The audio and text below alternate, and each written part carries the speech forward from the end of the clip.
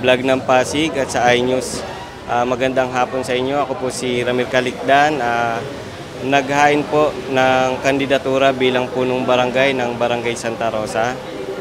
Kasama ko po ang mga kagawad na naghain din po ng kanilang kandidatura na si Kagawad Nungnong Arellano, Kagawad Beng Umipig, si Kagawad Ian De Los Santos at si Kagawad Gomer Elardo. Ano po ba yung mga layunin ng isang Actually po, bilang pagtalima po sa ating COMELEC Resolution na 10924, ilalahad ko po ang aking plataforma, hindi po ngayon, kundi sa campaign proper po sa October 19.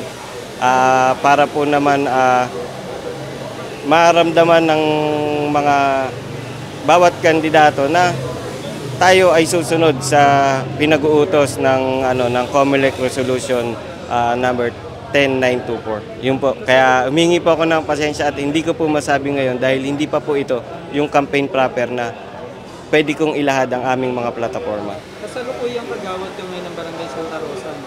Opo. Hindi ka naman tatakbo kapitan po. Ano sa tingin mo yung medyo kulang na magandang masolusyonan? Kulang na lang. Hindi ko naman po sinasabi na merong pagkukulang o ano. Ang sa akin lang po, gusto ko lang po maibaba ang serbisyo para po sa tao.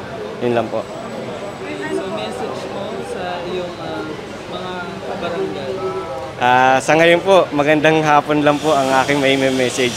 Dahil po baka tayo ay merong mga manonood na mag-record or anuman, sabihin hindi tayo sumusunod sa batas ng COMELEC. Wala po. Yun po. May gusto ko mang mensahe sa makakatapat? Ano po? Makakatapat o makakalaban? Ano lang, sport lang. Yun lang naman po lagi ang hiling ng mga tao sa mga kandidato. Maging sports lang. Kung sino man po yung manalo, edi gawin ng tama. Yun lang po. Maraming salamat din po. Thank you.